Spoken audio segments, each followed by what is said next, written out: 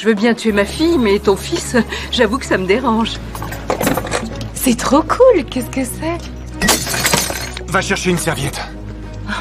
Qu'est-ce qu'il y avait dans ce bocal? J'en sais rien. La fille a été transportée d'urgence à l'hôpital pour des examens. Tout le monde attend les résultats devant la salle d'isolement. Très vite, la fille commence à présenter des réactions inquiétantes.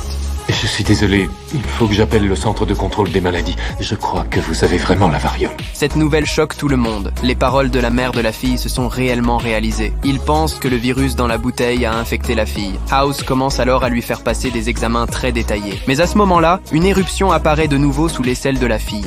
Non, c'est rien d'autre qu'un rash. Qu'est-ce que ça veut dire? Ça veut dire que c'est pas la variole. En entendant ça, tout le monde se détend un peu. Mais soudain, un autre groupe de personnes en combinaison de protection entre dans la pièce. Et il demande à tout le monde de sortir de la salle d'isolement. On va envoyer des échantillons de sang et de tissu par avion à Atlanta. On aura les résultats des tests ADN dans les 18 heures. En attendant, s'il vous plaît, sortez de la chambre. L'atmosphère dans la pièce devient immédiatement tendue. Peu de temps après, un nouvel incident se produit dans la salle d'isolement. Le père de la fille s'effondre soudainement au sol. Monsieur, ça ne va pas? Qu'est-ce qui se passe? J'ai mal à la tête. Non. Papa, tu saignes du nez.